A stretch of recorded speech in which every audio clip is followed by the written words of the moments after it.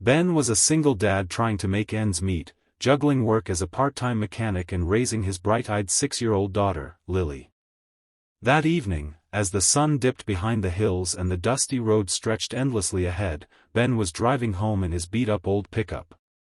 Lily sat beside him in the front seat, singing quietly to herself, the innocence in her voice wrapping around the worn silence of the truck. Suddenly, Ben noticed someone on the side of the road. A woman stood alone, barefoot on the gravel, her wedding dress torn and dirty, her makeup streaked down her cheeks from crying.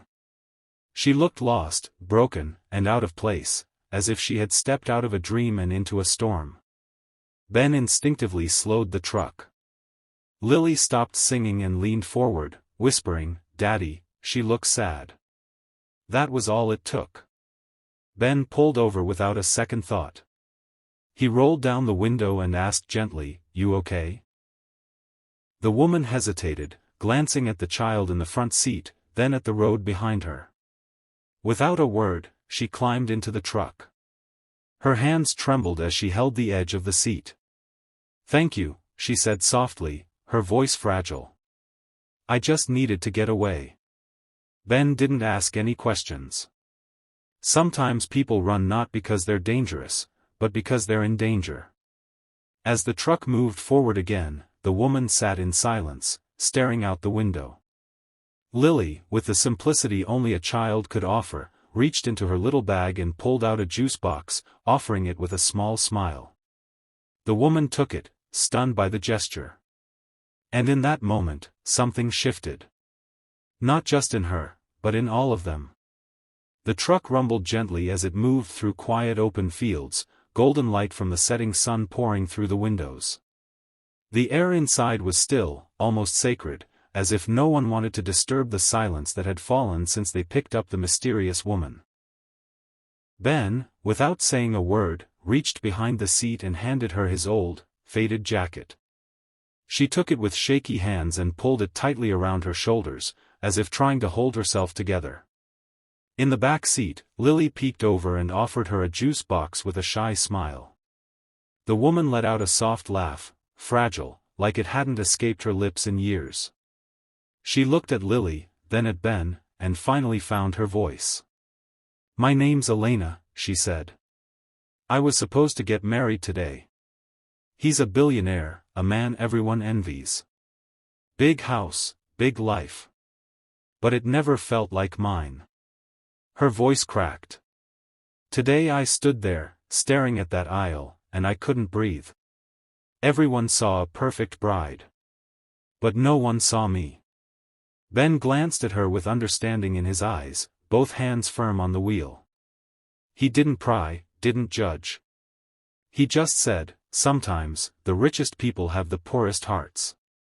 The words hung in the air. Elena turned toward the window, tears silently rolling down her cheeks. But this time, they weren't from fear. They were from release. For the first time in years, someone had heard her without trying to fix her, love her, or own her. Just seen her, as she was. And that ride, with no clear destination, suddenly felt like the safest place in the world. As the sky faded into night, Ben pulled into the driveway of a small, worn-down house nestled beneath tall trees. The place wasn't much, peeling paint, a squeaky porch step, and a garden overrun with weeds, but it was home. Without hesitation, Ben invited Elena in.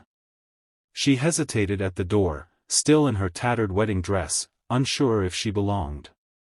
But Lily grabbed her hand and pulled her inside with the innocent confidence only a child could offer. The kitchen was modest.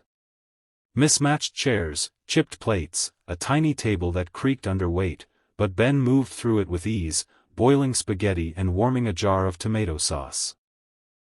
"Nothing fancy," he said with a grin, "but it fills the belly." Elena hadn't eaten since the early morning. The first bite nearly made her cry. It wasn't just the food, it was the warmth, the normalcy, the way Lily giggled as she told stories about her missing tooth and how she once thought clouds were made of whipped cream. Elena laughed too, a real, unguarded laugh that surprised even her. They didn't talk about billionaires, weddings, or escape plans. No one asked for explanations. They simply ate, shared stories, and existed as people, equals around a kitchen table. As the evening wore on, Elena looked around the tiny home.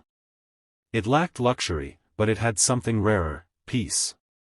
There was no performance here, no need to impress or pretend.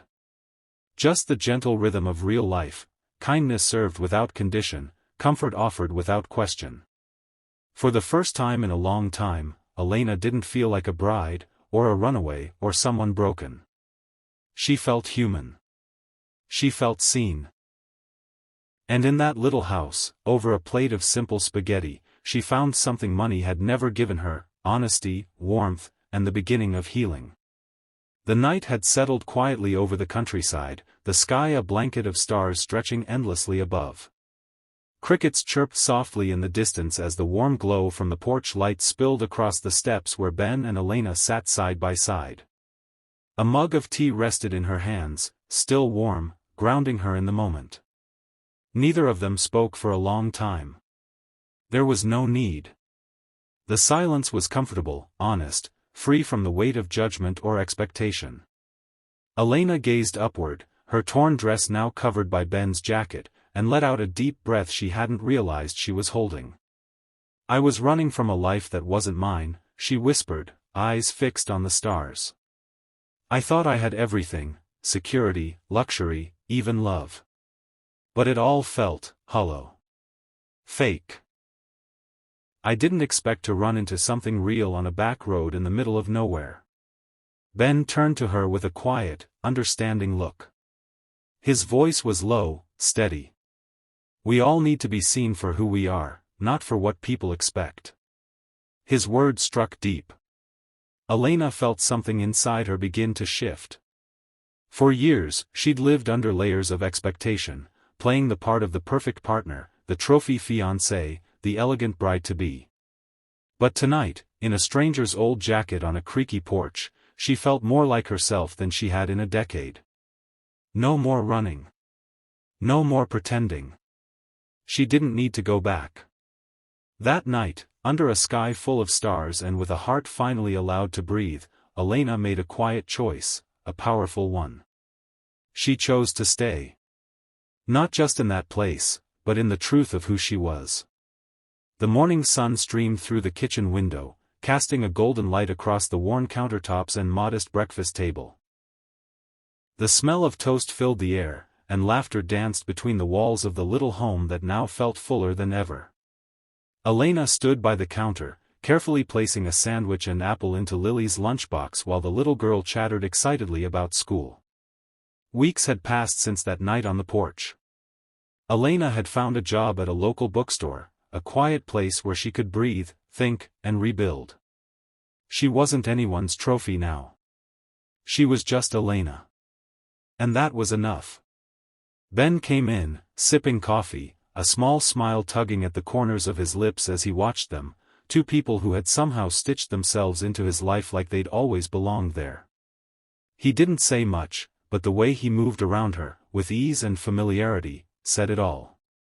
They weren't a fairy tale romance. They were something stronger. Real. Uncomplicated. A team, slowly learning each other's rhythms, grounded in trust, kindness, and something deeper than either of them had expected.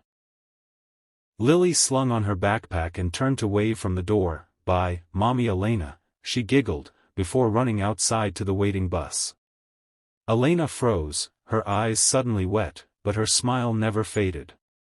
She stepped out onto the porch, watching Lily go, and whispered to herself, "Sometimes, you have to run away from the fairy tale, to find the real story." She wasn't lost anymore. She had been found, in the most ordinary, extraordinary way. In a world that often moves too fast to notice those who are hurting, this story reminds us of the quiet, powerful impact of simple human kindness. Ben, a single father with little to give but a good heart, opened his truck, and his home, to a stranger in a torn wedding dress. He didn't ask questions. He didn't judge. He simply saw her. Elena, once trapped in a life of wealth and expectations, found her freedom not in running, but in being accepted, as she was, in a modest home filled with warmth and laughter. Through the innocent generosity of a child, the quiet strength of a father, and the courage to walk away from perfection, she discovered something rare: truth, peace, and the beginning of a real life. This isn't a story about a billionaire, or a runaway bride. It's about seeing someone when the world looks away. It's about small acts, a ride, a meal, a listening ear, that ripple into transformation. Because in the end, love doesn't need castles or grand gestures. It grows in the quiet corners, between the lines, where honesty lives and hope begins again. And sometimes, all it takes to change a life, is to stop, offer a hand, and say, "You can stay."